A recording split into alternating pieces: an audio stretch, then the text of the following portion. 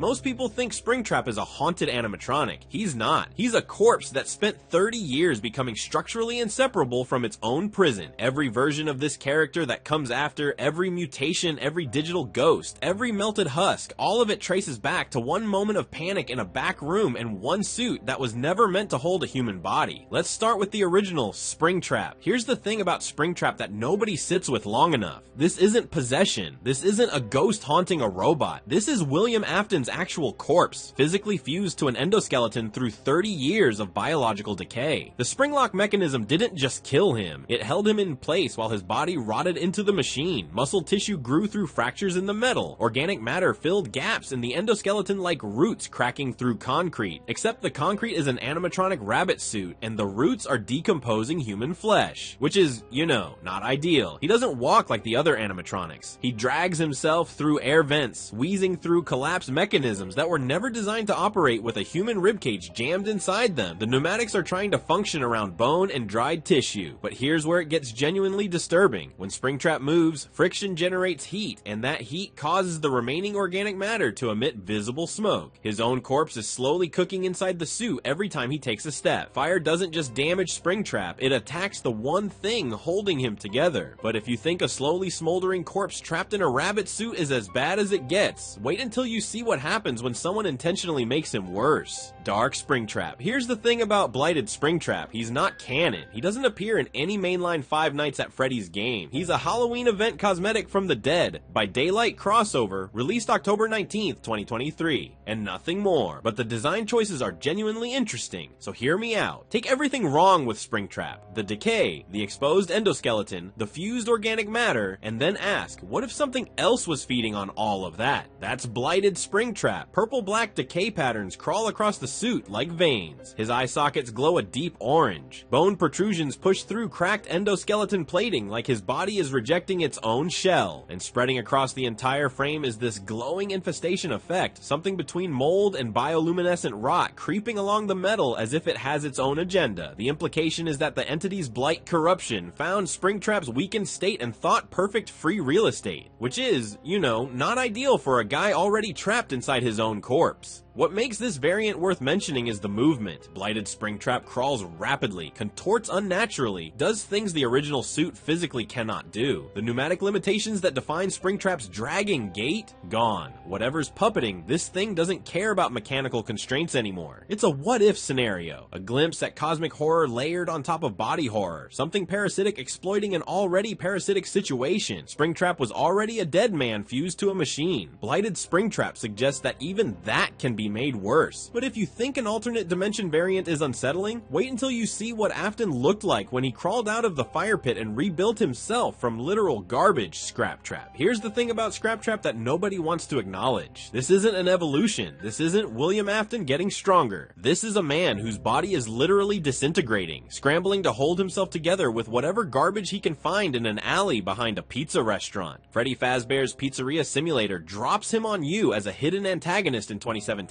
And the second you see him, something feels wrong. His endoskeleton is corroded beyond recognition. Entire sections of plating are just gone, exposing hydraulic systems that have no business being visible and skeletal remains that have fused directly into the mechanical structure underneath. He looks like someone took Springtrap, threw him into an industrial shredder, then duct taped the surviving pieces onto a different frame, because that's essentially what happened. After Springtrap's near total structural failure, Afton didn't upgrade. He Frankensteined himself into a new body out of pure desperation. The new frame wasn't designed for him. He forced himself into it because the alternative was complete collapse. Every exposed wire, every missing panel, every grinding joint is evidence of a man running out of options. But here's where it gets genuinely unsettling. His voice lines, "You're the only one who understands," isn't the cold, calculated predator from FNAF 3. That's regression. That's a mind deteriorating alongside the body, partially reverting to his pre-Springtrap persona because whatever psychological framework kept William Afton coherent is crumbling alongside the metal holding his bones in place. Springtrap was menacing. Scraptrap is pathetic, and somehow that's worse. But if you think a desperate man falling apart is disturbing, wait until Afton abandons the physical world entirely. Glitchtrap. Every previous version of Springtrap had the same fundamental problem. A body. Bodies rot. Bodies burn. Bodies get trapped in pizzeria fires. William Afton spent decades chained to failing hardware, dragging himself through vents like a broken shopping cart. So he did what any reasonable serial killer would do. He stopped having a body entirely. Glitchtrap first shows up in FNAF VR Help Wanted in 2019, and he's not an animatronic. He's corrupted Spring Bonnie data that somehow achieved consciousness inside a VR development kit. His visual design tells you everything you need to know. Pixelation, color channel separation, frame distortion. He's not decaying physically anymore. He's decaying digitally, trading rust for render errors. But here's where it gets genuinely unsettling. His infection vector is a set of audio cassettes recorded by a developer named Tape Girl, who discovered Glitchtrap's presence too late. She fragmented her tapes and hid them throughout the game as a warning, but reassembling them actually helps Glitchtrap merge with the player. He's not jump scaring you through a screen, he's manipulating you into inviting him in. And the parasite mechanics are brutal. Glitchtrap starts as a dancing figure in the background, barely visible, but each time you encounter him he grows more present, more solid, more aware. He's bootstrapping himself into existence using your attention as fuel. The fix? A human host. By the end of the game, he's attempting a full merge with the player character, Vanessa, overriding her personality with his own. He traded rotting metal for rotting minds, and honestly that's a lateral move at best. He solved the body problem by making your body the problem, which is, you know, not ideal. But if Digital Afton sounds bad, wait until someone tries to shove him back into physical hardware. That goes about as well as you'd expect. Burntrap. Here's the thing about Burntrap. He's slow, painfully slow. You could outrun this thing by crawling. You could outrun this thing by rolling. And yet somehow, he's still one of the most unsettling things in the entire franchise. Burntrap shows up in Security Breach's Afton ending, accessible through the old pizzeria beneath the Pizzaplex, and he looks like someone dragged Springtrap through a furnace and then tried to put him back together using spare parts from a junkyard, which is, you know, basically what happened. The fire damage here isn't cosmetic. Entire sections of the endoskeleton are melted, suit fabric permanently fused to metal during combustion. Whatever was left of Afton's organic remains is now indistinguishable from the machine. But here's where it gets genuinely disturbing. Look closely at his frame and you'll notice mismatched components. Wires rerouted in ways that don't match the original Springtrap design. Pieces awkwardly grafted together. This thing was rebuilt, stitched back into functionality using whatever was available down in those tunnels. Like a wounded animal dragging itself back together out of pure spite. And that glow in his eye socket, that's not decoration. It's the visual indicator that whatever digital consciousness is running through this frame is still active, still aware. His own body is a decaying prison and the lights are still on inside. The real question nobody can answer is whether William Afton is still in there. Because at what point does a consciousness stop being a person and start being just electrical impulses trapped in a melting cave? He's dragging himself forward, barely held together, burning through whatever power keeps him animated. That's not villainy anymore. That's a reflex, but at least Burntrap has a physical form. At least you can point at him and say that's the threat. The next version doesn't even have that luxury. The agony miscreation. Let's step into theory territory for a moment. And I mean real theory, not my uncle works at Steel Wool Theory. This one lives in the space between confirmed canon and community interpretation, but it's too compelling to ignore because it might be the missing puzzle piece that explains everything. In the Fazbear Frights book series, specifically the epilogue section, there's a force called agony. It's not a character, it's not a ghost, it's a raw supernatural energy that actively seeks out consciousness to manifest through. Think of it like emotional radiation. The more someone suffers, the stronger the signal they broadcast, and agony locks onto that signal like a heat-seeking missile. Here's where it gets interesting. The theory posits that William Afton's tortured soul, a man who died screaming inside a springlock suit and then kept dying in fire after fire after fire, produces an emotional resonance stronger than basically anything else Agony has encountered. His suffering isn't just intense, it's perpetual. It never stops broadcasting. So the Agony miscreation concept takes the mimic's shape-shifting capability, combines it with Agony's reality warping property, and creates something visualized with glowing purple veins, features that won't stop morphing, an entity that can't hold a stable form because two forces are fighting for dominance inside one shell. And this reframes the entire Afton resurrection cycle. It's not willpower bringing him back. It's not even remnant technology. It's a supernatural force that found the loudest, most tortured frequency in existence and refuses to let it go quiet. That's why Glitchtrap shows heightened vulnerability to corruption compared to other digital entities. Afton's code is already soaked in it. Whether this is canon or not, it explains everything a little too neatly, which in the FNAF community either means it's genius or completely wrong, but if you think theoretical nightmares are unsettling, wait until you see what happens when Springtrap gets a full toxic makeover. Toxic Springtrap. Every other Springtrap variant is rotting. This one is contagious. Toxic Springtrap dropped in FNAF AR special delivery on June 18th, 2020, and if that date feels significant, it should. The world was about 4 months into a global pandemic, and Steel Wool decided the best time to release a Biohazard-themed animatronic skin was while everyone was panic buying hand sanitizer, which is, you know, not ideal, but here's what makes this skin genuinely interesting beyond the surface level gross factor. Every previous version of Springtrap treats the decay as passive. The body's rotting, sure, but it's just sitting there doing its thing. Decomposition on autopilot. Toxic Springtrap flips that entirely. The decay is active, it's spreading. The suit is covered in pulsating purple-green blisters filled with luminous necrotic fluid that visibly seeps through cracks in the metal plating. This isn't a corpse breaking down, this is a corpse becoming a biohazard. The sound design sells it completely. Gone are the standard mechanical whirs and pneumatic hisses, replaced with wet gurgling, bubbling, like something inside the suit is still alive and very much liquefying. It's the audio equivalent of watching someone sneeze directly into a buffet line. And the pandemic angle isn't subtle. The entire aesthetic screams biohazard containment failure. Purple-green discoloration mimicking toxic mold growth, luminous fluid suggesting radioactive contamination, the visual language of infection and quarantine zones baked directly into a children's horror game. It's genuinely the only Springtrap variant that functions as cultural commentary rather than lore expansion. No narrative integration, no canon implications. Just a mobile game skin quietly saying, hey, everything is contaminated and nothing is safe during the exact moment everyone was thinking that exact thought. But if biological contamination disturbs you, wait until you see what happens when they just straight up set them on fire. Flaming Springtrap. Here's a skin that nobody thought twice about in 2020, and now the entire community won't shut up about it. For good reason. Flaming Springtrap dropped as a limited time event skin in FNAF AR special delivery running from June 15th to June 22nd, 2020. 1 week, that's it. It launched alongside Toxic Springtrap as a contrasting pair, Fire vs Decay, two flavors of the same dead guy, standard mobile game cosmetic stuff. But here's where it gets interesting. The fire effects on this skin aren't just slapped on particle effects. The flames animate outward from the suit's joints and damage sections, shifting from orange at the edges to blue at the high temperature zones near the endoskeleton. Those blue zones indicate temperatures exceeding 1400 degrees Celsius. At that heat, whatever remaining organic material inside undergoes complete pyrolysis, chemically decomposing into gas and char. You literally cannot extinguish this thing with water, which is, you know, not ideal when the thing is walking toward you, but the real reason people care about Flaming Springtrap has nothing to do with thermodynamics. It has everything to do with timing. This skin released in June 2020. Security Breach came out in December 2021. Burntrap, the charred skeletal nightmare lurking in the Pizzaplex basement, shares an uncomfortable number of visual motifs with this throwaway mobile skin. The exposed endoskeleton glowing through burned suit fragments. The fire damage concentrated at joint sections. The overall silhouette of something that should have stopped burning a long time ago but simply refuses to. So did Steel Wool look at a limited time AR skin and think, yeah, that's our next major villain's aesthetic? Or did Illumix somehow have access to Burntrap's concept art over a year before Security Breach launched? Nobody knows. Both answers are kind of wild, but if you think a burning corpse that foreshadows future games is strange, wait until you meet the thing that was imitating William Afton this entire time. The mimic endoskeleton. Everything we've covered so far has one thing in common. William Afton, his body, his soul, his code, his remnant. Every single Springtrap variant traces back to one man refusing to stay dead. But here's where the entire franchise pulls the rug out from under you. The mimic isn't William Afton. It never was. Built in the mid-1970s by a man named Edwin Murray, this endoskeleton was designed to do one thing: perfectly replicate his dead son, David. Every movement, every speech pattern, every behavioral quirk fed into a self-learning system that could mimic human beings with terrifying accuracy. A grieving father's last desperate attempt to bring his child back, which is, you know, not ideal as a starting point for artificial intelligence. But Edwin didn't treat the thing like his son. He treated it like a machine, and the mimic learned from that too. Abuse in, violence out. Its behavioral algorithms kept escalating just from observing human cruelty. No soul, no supernatural force, just corrupted code doing exactly what it was taught. Here's where it gets genuinely disturbing. The Ruin DLC reveals this thing stalking through the ruins of the Pizzaplex, imitating multiple characters to lure you in. It doesn't decay like Springtrap. It has zero organic components. Instead, every time it successfully mimics someone, it becomes harder to distinguish from the real thing. It's rotting from the inside out, just not physically. And now the gut punch. The community's biggest ongoing war asks one question: was Glitchtrap ever actually William Afton? Help Wanted 2's epilogue strongly suggests the mimic was controlling that persona from the very beginning, meaning every digital return of Afton, every moment fans celebrated the killer's persistence, might have been nothing more than a broken machine doing what broken machines do, imitating. Not a serial killer refusing to die, just an endoskeleton that learned what evil looks like and never stopped performing it. No soul behind the eyes, just code, pretending. If you enjoyed this video and want to see more, click the video on the screen now.